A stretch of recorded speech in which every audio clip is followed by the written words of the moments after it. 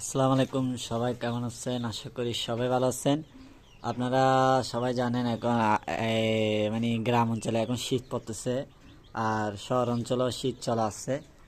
আর শীতের আসার কারণে মুরগি থেকে বিভিন্ন সমস্যা দেখা দেয়, যেমন হচ্ছে ঠান্ডা, কাশি, কফ, জীবাণু, বিভিন্ন ধরনের রোগ দেখা যায়। আর ঠান্ডা থেকে বাঁচতে হলে আপনাদেরকে অবশ্যই মেডিসিন প্রয়োগ করতে হবে, অবশ্যই ভ্যাকসিন করতে হবে। ভ্যাকসিন করার পর আর আপনাদের মুরগি থেকে যে ঠান্ডা লাগে আপনারা এই ওষুধগুলো ব্যবহার করতে পারবেন। আমি যেগুলো ঠান্ডার জন্য মানে ব্যাক্স অনেক ভালো কাজ করে, এগুলো হচ্ছে ডক্সিঅ্যাভেট, এটা হচ্ছে, তারপরে এটা হচ্ছে মাইক্রোনিট, এটা হচ্ছে রেসপিরন।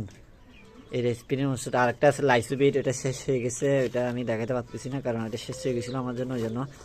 আর এই চারটা ওষুধ একসাথে মিক্স করে আপনারা যদি আপনাদের মুরগিকে 2 বেলা করে খাওয়ান, আর কফ, বিভিন্ন ধরনের রোগ প্রতিরোধ ক্ষমতা বৃদ্ধি পাবে, ঠান্ডা লাগবে না।